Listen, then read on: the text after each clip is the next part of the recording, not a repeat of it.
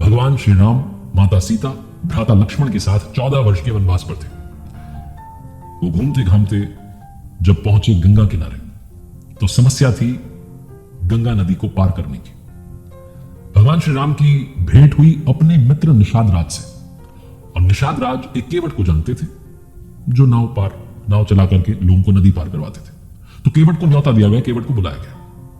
केवट ने जैसे ही प्रभु श्री राम को देखा चरणों में साष्टांग दंडवत प्रणाम किया, क्योंकि केवट प्रभु श्री राम की पूजा पहले से कर रहा था। उसे तो दर्शन मिल चुके थे, वो तो प्रफुल्लित हो गया था। निषाद राज ने कहा कि केवट आपको प्रभु श्री राम को, माता सीता को, भ्राता लक्ष्मण को गंगा नदी पार करवानी है। तो केवट ने कहा कि मैं ये काम नहीं कर सकता। केवट ने पहले मना कर दिया। तो निषाद राज को, भ्राता लक्ष्मण को गुस्सा आ गया कि ऐसा क्यों। तो केवट ने कहा कि मैं इन्हें जानता हूं, इनकी लीला परंपार है, इनके चरण जहां पड़ जाए वहां चमत्कार हो जाता है। मैंने तो सुना है कि इन्होंने माता अहिल्या को, जो पत्थर की थी, उन्हें नारी में परिवर्तित कर दिया। लोग इनके चरण धूल को पाने के लिए लालायित रहते हैं। मैं सबसे पहले इनके चरण धुलवाऊंगा, उसके बाद इन्हें गंगा नदी पार करवाऊंगा, क्योंकि मुझे यह डर है कि कहीं इनके चरण पड़ते ही मेरी जो नाव है, इन्होंने तो पत्थर को नारी में बदल दिया था, मेरी तो नाव काट दी है, लकड़ी की है, मेरी नाव गायब ना हो जाए। तो कहते हैं केवट कि छुअत सिला भई नारी सुहाई, पाहन तेन काठ कठिनाई, तरिनऊ मुनि धरिनी हुई जाई, बाट परई मोरी नाव उड़ाई। मुझे डर है, आशंका है, इनके चरण छूते ही पत्थर की शिला सुंदरी हो गई, सुंदर स्त्री बन गई, मेरी नाव काट दी है। ऐसा ना हो कि मेरी नाव गायब हो जाए, मेरे लिए आजीविका का बस यही साधन है। गुस्सा आ रहा था भ्राता लक्ष्मण को, निषाद राज को, लेकिन प्रभु श्री राम केवट के भाव समझ रहे थे और उन्होंने कहा कि ठीक है, मैं आपकी बात मानने के लिए तैयार हूं, आप हमारे चरण धुलवा दीजिए, उसके बाद हम नाव में बैठेंगे। इतना सुनते ही केवट ने अपनी पत्नी से कहा कि एक पात्र में गंगा जल भर के लाइए।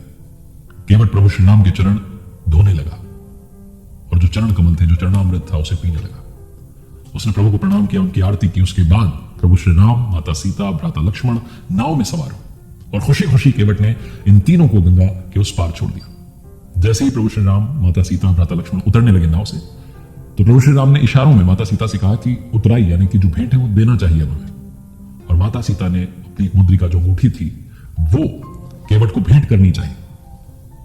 लेकिन तब केवट ने हाथ जोड़ के कहा कि प्रभु क्षमा कीजिए, लेकिन ये सृष्टि का नियम है कि जो एक जैसा काम करते हैं, समान कार्य करते हैं, वो एक दूसरे से कुछ भी पैसे नहीं लेते हैं, भेंट नहीं लेते हैं। जो बाल काटने वाला है वो दूसरे बाल काटने वाले से कोई राशि नहीं लेता है, कोई उपहार नहीं लेता है। जो भोजन बनाने वाला है वो दूसरे भोजन बनाने से उपहार नहीं लेता है।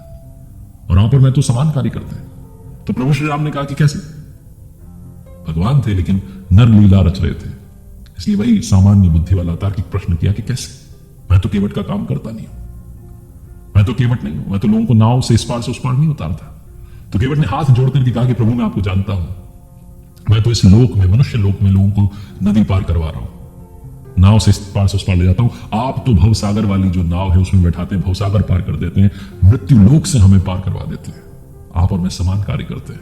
ये बात जब केवट ने कही तो केवट की बुद्धिमत्ता से प्रसन्न होकर के प्रभु श्री राम ने, भगवान ने केवट को मोक्ष प्रदान की।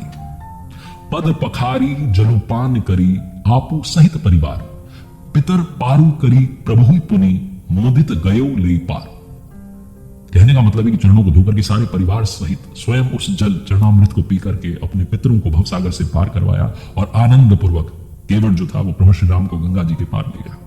हमें सब पता है, लेकिन फिर भी हम भगवान से जो भौतिक वस्तुएं हैं उनकी मांग करते रहते हैं, उसी सुख दुख में खोए रहते हैं। केवट का एक प्रसंग हमें आज सिखाता है।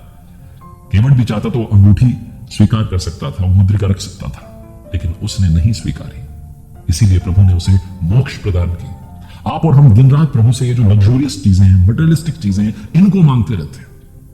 अगर उनका साथ मांग लें तो लाइफ चेंज हो जाए। बस यही ये प्रसंग सिखाता है।